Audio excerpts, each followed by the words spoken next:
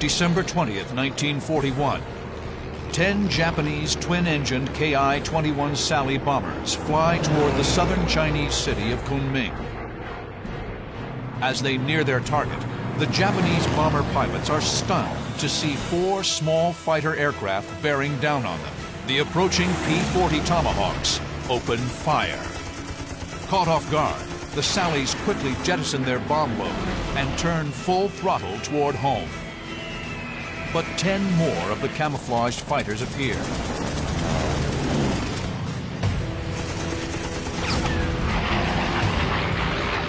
The fighters are unlike any aircraft they've ever encountered.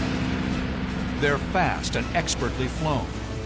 Their wings bear the national markings of the Chinese Air Force, but their nose sports the gaping maw of a great shark. It's the Flying Tigers, now in their first combat over the skies of Southeast Asia. Raining deadly tracers on the twin-engined aircraft, a fighter barely misses slamming into one of the Sallies and, at the last second, slides beneath it. The bomber bursts into flame and noses over in a death spiral.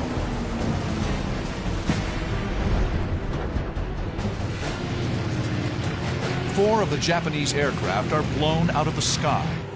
Wounded, the 6 remaining Sallies limp back to their base. That first combat on December 20th, 1941, represented a watershed in the history of military aviation in China. This was the first time that a thoroughly modern, professional Air Force staffed by Americans engaged the Japanese on the Asian mainland, and it was a stunning success. The Japanese didn't know who the mysterious aviators were. But the grateful Chinese did. And when a Chinese newspaper recounted the lopsided victory, they gave these brave pilots a name. The Chinese paper had come up with the expression, "They're fighting like tigers, flying tigers." The pilots were Americans, volunteers serving in the Chinese Air Force. They found themselves fighting for the Chinese thanks to a remarkable aviator named Claire Lee Chennault. An officer in the Army Air Corps in the 1930s, Chennault earned a reputation as an authority on fighter tactics and as a fearless pilot and able leader. By the age of 40, he had commanded a fighter squadron and had toured the country as lead pilot of the Army's first aerobatic team. An adamant and gruff advocate for more and better fighter aircraft, Chennault had stepped on one too many toes at Army headquarters. In 1937, he was asked to resign his officer's commission and retire. The following day, he accepted an offer from the Chinese. In 1937, he was asked to go to China to do an evaluation of the Chinese Air Force. The Japanese had been carrying on their terror bombing campaign, and the little Chinese Air Force was being beaten and was eventually beaten badly.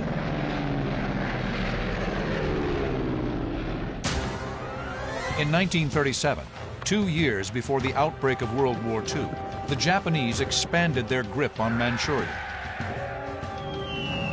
The Chinese suffered terribly. Its seaports were attacked, and natural resources were seized to feed the imperial war machine. Towns were bombed relentlessly as the Japanese adopted a terror policy called the 3 alls: kill all, loot all, burn all. With obsolete aircraft, the Chinese Air Force was no match for the efficient, modern, and brutal Japanese. Claire Chennault had a solution. The Chinese Air Force had been decimated, and it was important to keep China in the war. And the only way they could keep China in the war, they needed an instant Air Force.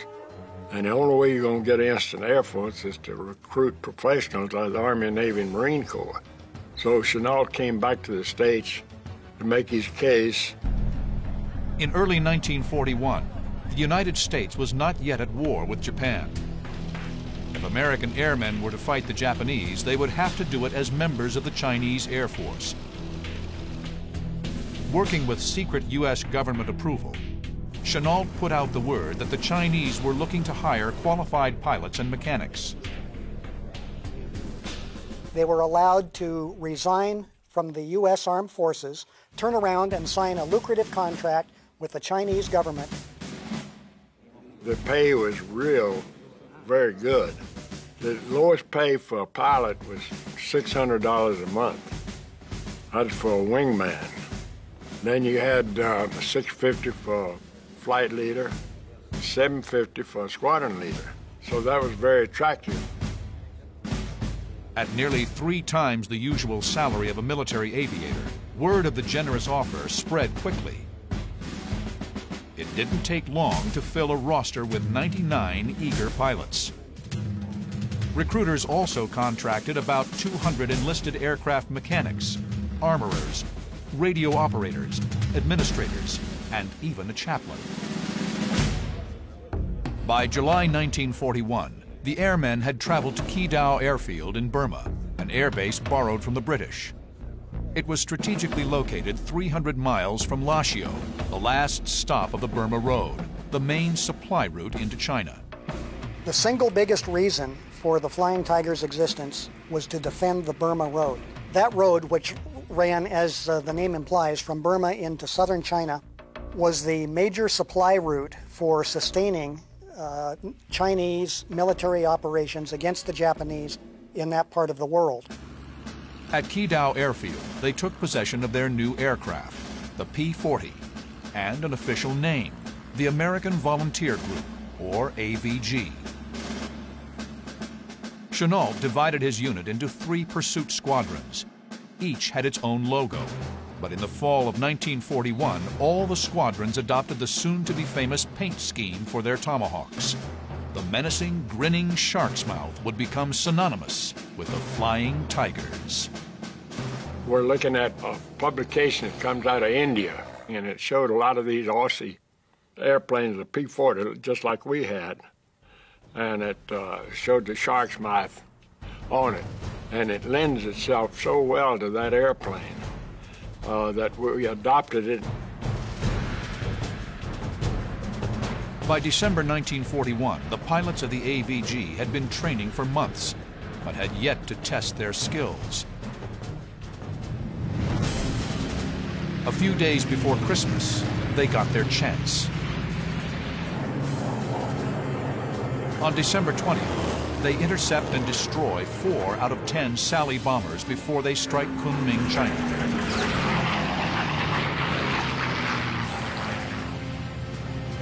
Three days later, they defeat another Japanese attack and rack up 11 kills, with 5 more probables.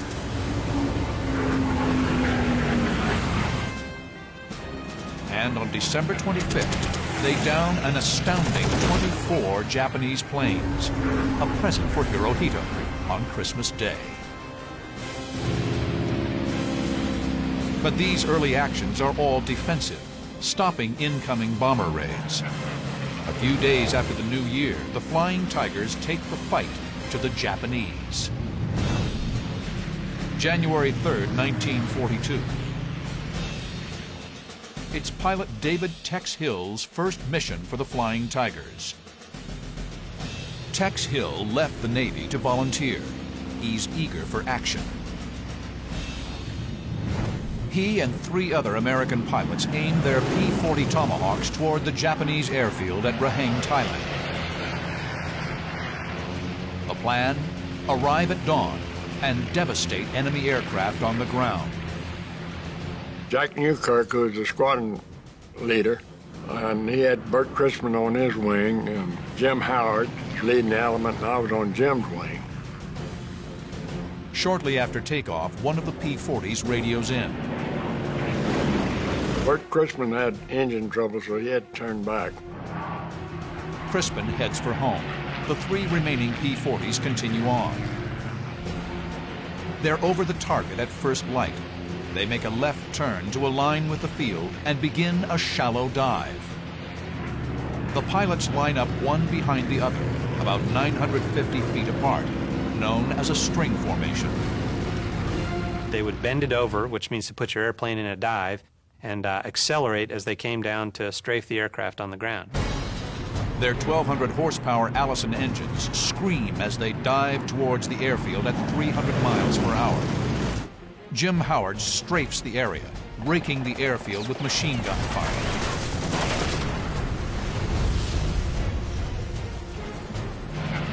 Tex Hill dives after him, preparing his own strafing run, but the run is cut short.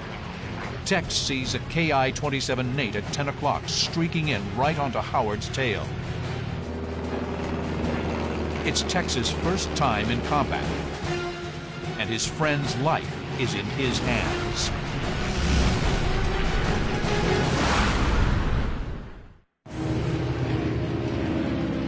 January 3rd, 1942. The Flying Tigers take the fight to the Japanese and attack an airfield at Raheng, Thailand.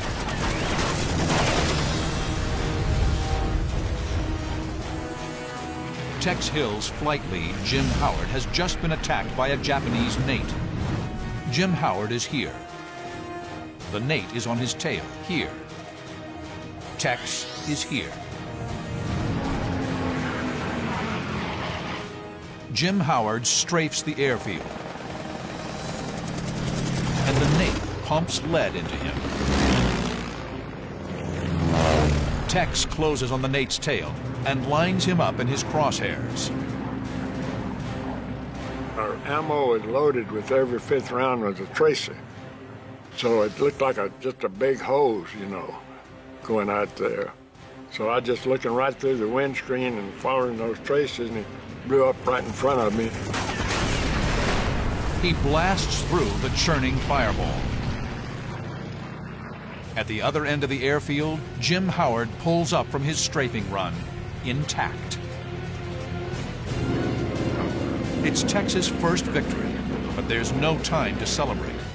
Another Nate is at 12 o'clock high, directly in front of him. When I saw that other guy who's starting to make a pass on me, then I turned into him head on. It's a defining moment for Tex when he would demonstrate perfectly the strengths of the P-40 over the Japanese Nate. The P-40 was built by the Curtiss Aircraft Company in Buffalo, New York. Claire Chennault obtained 100 that were originally destined for the British RAF. The P-40B was rugged, could reach 378 miles per hour, and was heavily armed with two 50 caliber nose-mounted machine guns and 4 wing-mounted 30 calibers. It also had thick armor around the engine and cockpit to protect the pilot. Its opponent is the Nakajima Ki-27 Nate, which entered service in 1936. The Nate had an air-cooled radial engine and fixed landing gear. Its top speed was 305 miles per hour, and it was armed with one 12.7 millimeter and one 7.7 millimeter nose-mounted machine gun. The P-40 had better firepower and armor, but it was heavy and could not turn with the much lighter Japanese Nate.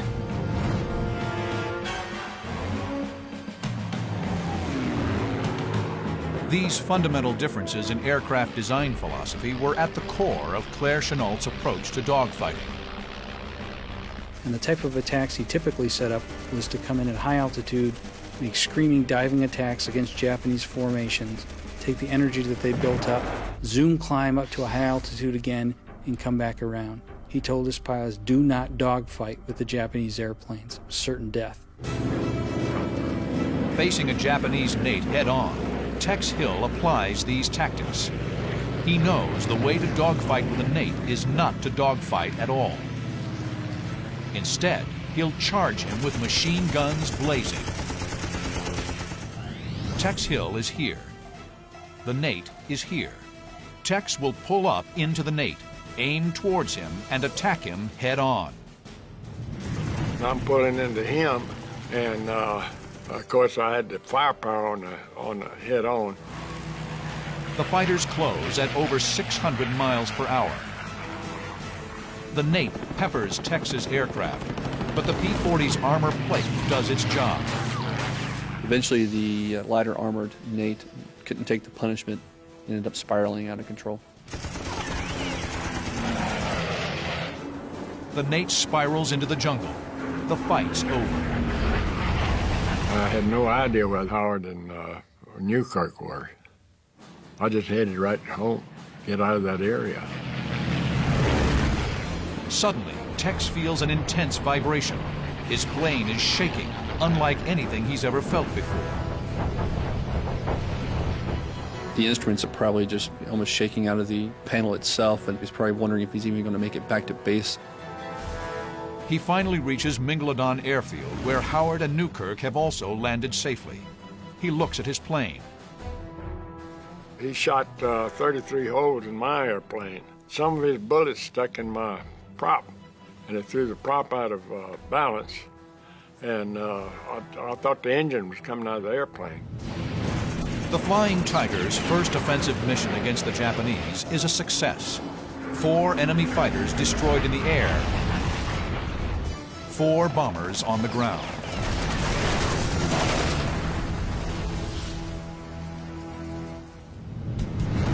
They were also gaining notoriety. The Flying Tigers didn't use military ranks or military discipline. They fought and played by their own rules, their raucous antics fueling their fame. In Rangoon, they rode water buffalo down the street. They shot up the chandeliers in their favorite watering hole. They even had a pet leopard. Chenault looked the other way, allowing the pilots to relieve the tension of constant combat, but he insisted on total discipline in the air. I think he was an excellent leader. If you did your job right, why, he would back you at every time.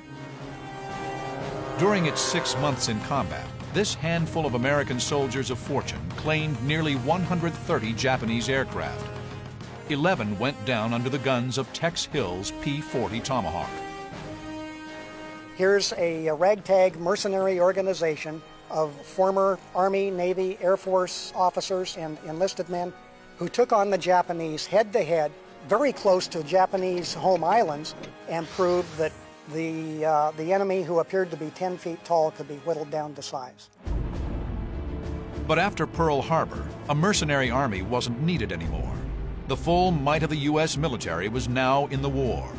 Despite their legendary combat record, the decision was made to allow the American Volunteer Group's contract with the Chinese government to expire on July 4, 1942. But the Flying Tigers would live on. The Army soon created the China Air Task Force to oversee the air war in the Far East. The mission and men of the AVG would be rolled into the new unit as the 23rd Fighter Group. The China Air Task Force came under the control of colorful theater commander Joseph Vinegar Joe Stilwell. The transition from the AVG to the China Air Task Force was somewhat messy. The pilots were being coerced to stay in the China Air Task Force, and it left a lot of bitter feelings. Stilwell brought in General Clayton Bissell to talk to the AVG. He could not have chosen a poorer man for the job. The Flying Tigers were gathered in an auditorium, and he basically laid it out. He said, "We want you to stay. If you don't want to stay, then you can go home, but we will have draft boards waiting for you at the gangplank in the United States, and you'll be drafted into the Army as privates in the infantry." The pilots didn't take well to Stilwell's intimidation and threatened to leave en masse. Claire Chenault reactivated his commission and was promoted to general. He set out to clean up the mess and preserve the fighting spirit that made the Flying Tigers famous. He called Tex Hill into his office. And Chenault said, "I think Bissell poisoned them. I don't think many of them are planning to stay. If I lose you, Tex, I'm not sure what I'm going to do." And Tex immediately said, "General, I'll stay as long as you need me." Chenault was obviously relieved and asked Tex to kind of talk to some of the guys and see if they would stay on, because these were the veterans. In the end, 26 out of the remaining 90 AVG pilots and 57 out of 190 ground crew extended their contracts for 2 weeks. enough time to train the new arrivals. Tex and Chenault persuaded 5 Flying Tiger pilots to stay on longer to fight with the new command. On July 29, 1942, the new Flying Tigers would be in action. The Japanese mount a concerted effort to wipe them out. Several nights in a row, waves of Japanese bombers pummel the airstrip at Hengyang Airfield. Frustrated by the attacks, a soft-spoken, talented fighter pilot named John Allison approaches Tex Hill. I said to Tex, as the ABG tried to stop them at night. And if I remember correctly, he said, well, we made some attempts, but we were never very successful at it. So I said to Tex, well, if they come tomorrow, I'm going to be up there. The bombers do return, and this time John Allison and Tex Hill have a plan. It would be Allison's first taste of combat, and under a full moon, he would engage in one of the most famous dogfights in Flying Tiger's history. July 29, 1942, a full moon shines brightly over Hengyang Airfield. The Flying Tigers are in action again, and John Allison will get his first taste of combat. Allison has been alerted that a Japanese bomber formation is en route to attack the Tigers' base.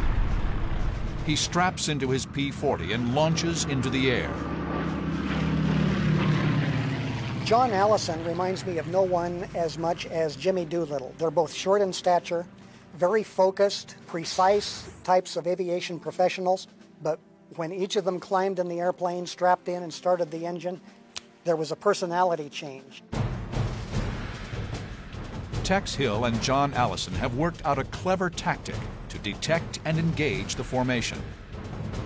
Previous raids had shown them that the Japanese liked to bomb targets from 15,000 feet. We didn't want them to get underneath us because at night you just can't see them, although you could see the flame from their exhaust. Allison and veteran AVG pilot Ajax Baumler will be flying in a position called Up Moon. Lacking radar or navigation aids, the moonlight is their only help in detecting the Japanese. If the Japanese come in at their normal altitude, both pilots will see them silhouetted against the moonlit sky. If the Japanese come in under Allison, Baumler will see them. If they come in under Baumler, they will be low enough for the ground crew to spot them and radio in. Baumler levels off at 9,000 feet. Allison continues on to orbit at 12,000 feet. Somewhere in the darkness, the formation of 6 Japanese Ki-21 bombers approach in 2 3-plane elements. The Mitsubishi Ki-21 bomber, better known to the Allies as the Sally, was the workhorse of the Japanese Army Air Force in China. It could carry over 2,000 pounds of bombs. The Sally had incredible range, but this came at the cost of crew protection. It was very lightly armored. A fighter could shred the Sally with machine gun fire if he could get in close, but he would have to brave its 2 trainable 7.7mm machine guns, one in the nose and one in the tail. Allison gets a radio call. Crew at the airbase can hear the Sally's engines over them. Finally, they were approaching our little airport at Hengyang from the north. Allison and Baumler scan the skies, peering through the darkness for a glimpse of the bomber's exhaust. Allison twists his head around and catches a flash of exhaust. 3 Sallys above him. I was 3,000 feet below them. I immediately opened the throttle full power and started to climb, and I said, okay, fellas, watch the fireworks. Allison targets one of the 3 aircraft, but misjudges his closing speed. My airplane was climbing fast and also going much faster than the bombers, and I turned to follow them, and I was right in the middle of the formation. Suddenly, streams of tracers bracket Allison's P-40. They were shooting at me, and my radio went dead. They had hit my radio. This is before I'd fired a shot. And they'd put one round right through the seat and into my parachute. His engine is peppered as he flies through the stream of bullets. Allison must act quickly. In order to reposition himself behind the bombers, he'll rudder hard left and throttle down. It causes his plane to skid to the side and dramatically cuts his airspeed. The tactic works perfectly. I probably wasn't 200 feet behind them, maybe even closer. And my first rounds are down the fuselage. And I know I must have killed everybody in the airplane. The attack from point-blank range shreds the bomber. The wounded Sally pitches hard up, hemorrhaging oil, which splatters Allison's windshield. Allison has just knocked out one Sally, but there are two left. The formation's right wingman is the closest target, but its rear gunner has Allison in his crosshairs. Allison rolls right and swings in on the bomber's six, braving a hail of tracer fire. The one that had been hitting me on the right, hitting me most, I just gave him a burst and he exploded.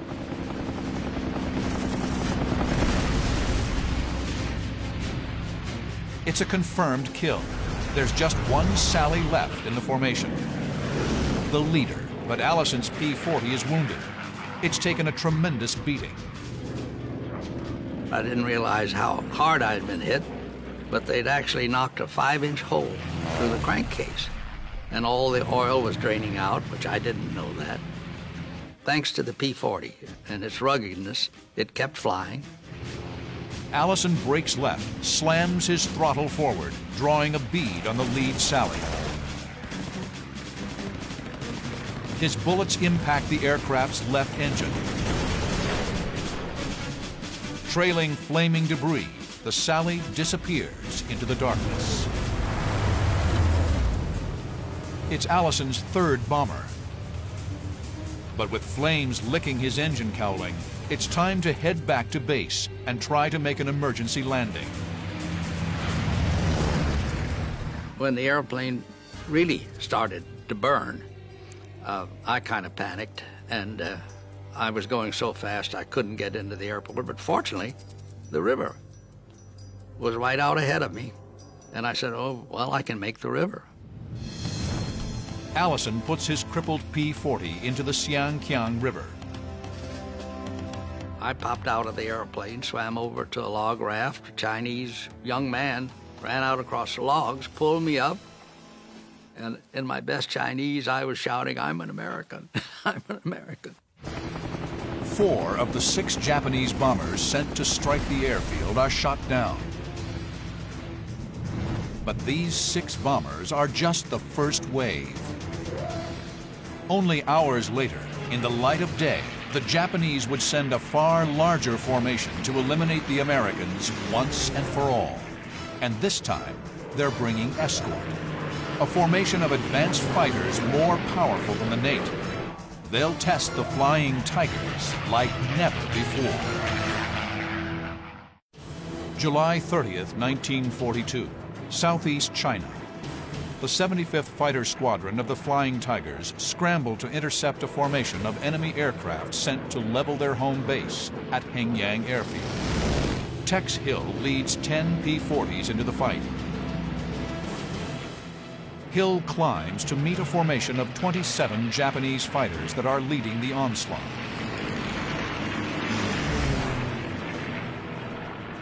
And then here comes this big fighter sweep. Tex Hill is here. The formation of enemy fighters are here. Tex must climb to engage them. In true Flying Tigers style, he'll attack them head on.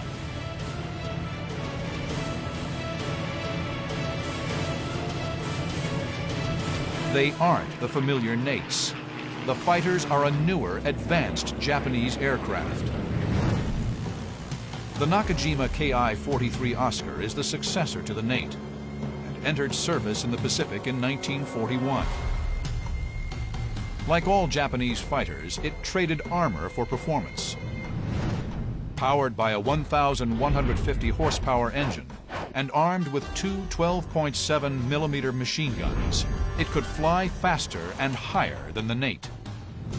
And they were flown by skilled Japanese Army pilots. All through the 1930s, the Japanese developed their military air arm. Both naval and Army aviators were highly skilled warriors of the Emperor. The Japanese military culture was extremely mission-oriented. It was said that every Japanese warrior owed the Emperor his life. And if the mission called for sacrificing his life in advancing the cause of the Emperor, who many Japanese literally considered a living god, that was not only required, it was also deemed a significant honor. Those guys were very well trained. I said, you know, the Japanese, anything that they did or set out to do, they just really excelled in it. The Oscars spot the P-40s and move to engage. Tex opens his throttle, leading his squad of P-40s into the teeth of the Japanese assault. Tex will use the same tactics that have made the Flying Tigers famous. One of the Japanese Oscars pulls ahead of the rest. He goes head-to-head with Tex. This guy and I came head-on, doing about 250 or something like that. He was doing around 200. That's pretty fast. But you know, you get a fixation on something like that. Sometimes with closing rate like that, well, you could very easily collide. Tex and the Oscar open fire at the same time. The P-40 shudders as the Oscar's bullets hit home. Tex ignores it. He keeps closing.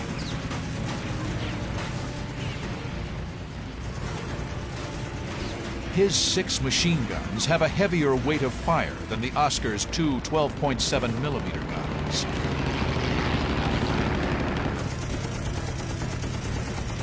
The minute I hit him, he started smoking. He immediately began to trail a thin trail of smoke, and we knew he was hit, and probably fatally. The Oscar is an advanced Japanese fighter, but its weakness is the same: no armor. A split second before they collide, the Oscar bursts into flame and falls away.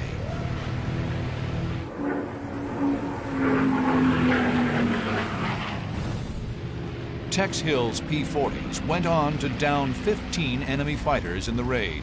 The Japanese attack fails, and the Flying Tigers' home airfield is spared. The Japanese effort is derailed by Chennault's well-honed tactics.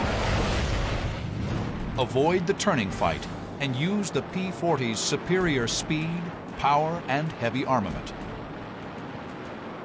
The tactics that worked against the Nate were equally effective against the Oscar. The China Air Task Force goes on the offensive. Japanese military and industrial sites are targeted throughout Southeast Asia. August 12, 1942, B-24 heavy bombers, supported by Flying Tiger P-40s, attacked the key shipping center at Haiphong, destroying ships, airfields, and vital supply dumps. In October, P-40s dive-bombed Japanese supply lines and strafed convoys in Burma. On November 27th, the largest force in China Air Task Force history strikes the port city of Canton on the Pearl River Delta. But on March 19, 1943, the small, scrappy China Air Task Force was replaced by a new organization, the 14th Air Force. Claire Chennault took command. So naturally, the newcomers, the new guys on the block, attached themselves to the Flying Tiger name. After all, the same Claire Chennault was their commanding officer as well. John Allison leads some of the most successful raids of the entire war. But his Asian tour is coming to a close. He is to be reassigned to the European theater. But on his last day in China, Allison will find himself in the most harrowing dogfight of his career.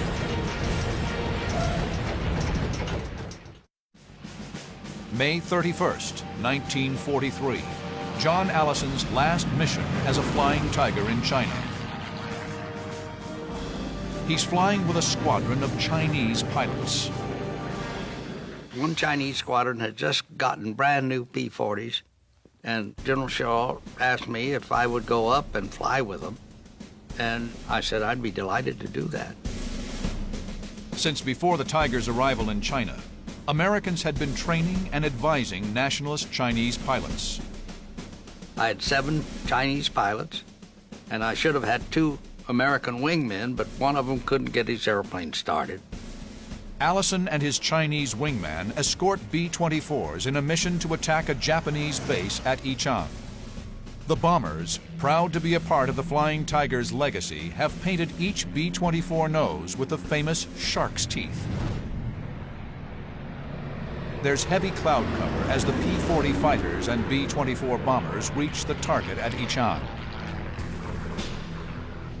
Allison spots a break in the clouds. He'll go down to reconnoiter. He radios the rest of the formation to stay above the clouds. I said, let me go by myself. So I started, and I turned around, and I looked back, and I've got myself and my wingman, and then behind us are these 9 B-24s. And while we were having this conversation, all of a sudden, it's just as if someone had taken a handful of pepper and thrown it up through these black spots were busting through the ceiling. 20 Japanese Oscars have suddenly appeared. They're heading directly for the B-24s. Allison is here. The enemy Oscars climb towards the B-24s here. Allison must find some way to engage and divert the fighters from the bomber formation. He must act quickly. The lighter and more agile Japanese fighters are closing fast on the B-24s. Allison jams the stick back and rudders right in a climbing turn. And I found myself climbing with all these Japanese fighters. He pulls up on an easy target, an Oscar right in front of him.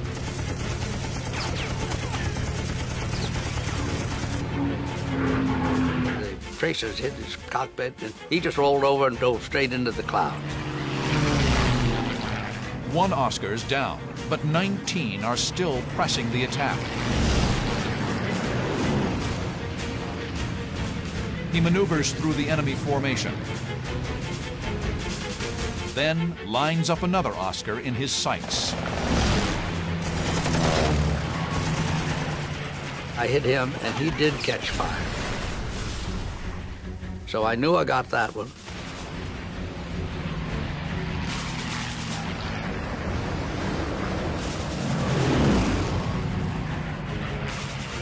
Allison pulls into a high G climb. 3 Oscars are attacking a B-24. Before he reaches the vulnerable bomber, he spots another bandit at 3 o'clock. Allison has to make a split-second decision. Allison is here. The bombers are here. The Oscar is on his 3 o'clock here. But I figured that I could just pull my airplane up almost into a stall, and then I might be able to divert these 3 from their attack on the bombers. It's a gutsy move. Allison will climb vertically towards the Oscars, letting loose a stream of fire to disrupt their attack.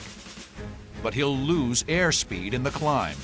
If he stalls, he'll be an easy target for the Oscar on his tail. Allison pulls the stick into his chest. His airspeed falls off. He presses the trigger. His P-40 shudders in a stall. The Oscar opens fire. And the next thing I knew, I lost my rudder. This airplane coming up from below had hit the main hinge of our rudder, and it fell off. But instead of leaving the airplane, it was still connected by the cable, and it started a terrible vibration. With his rudder gone, Allison can't really maneuver his aircraft. The only thing he can do is just keep it level and airborne. So he's now vulnerable to any other enemy aircraft out there that decides to take him out. The P-40 vibrates uncontrollably as it levels off. The Oscar rolls into position, lining up an easy kill. From 200 feet away, the Japanese plane fires.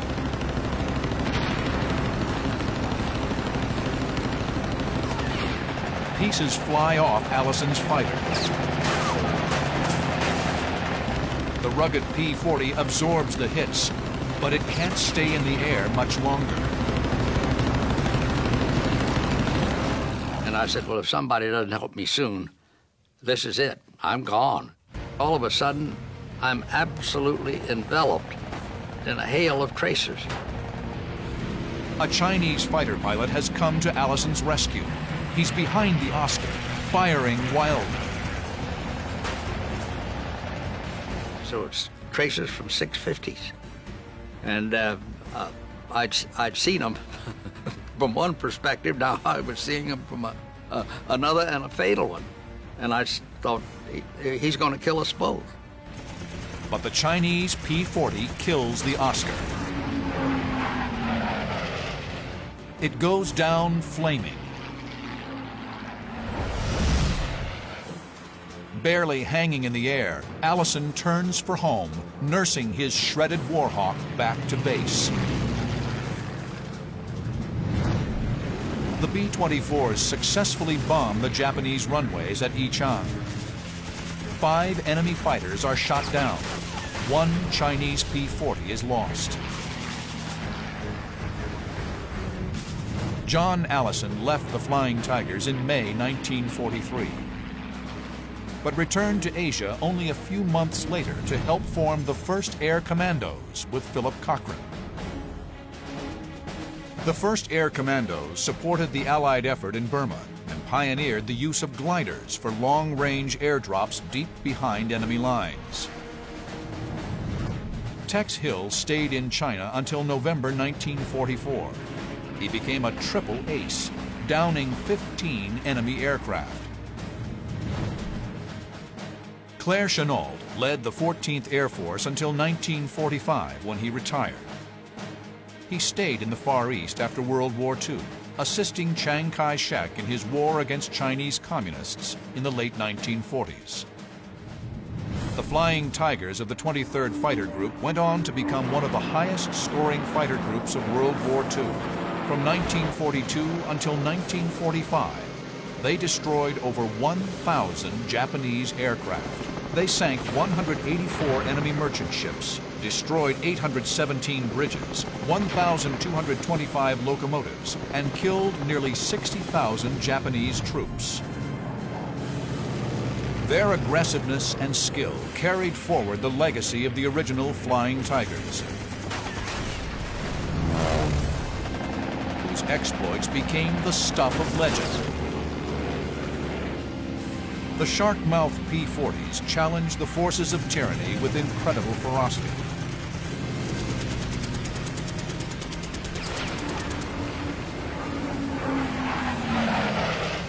Raising the spirits of millions of Americans and Chinese in the darkest days of World War II.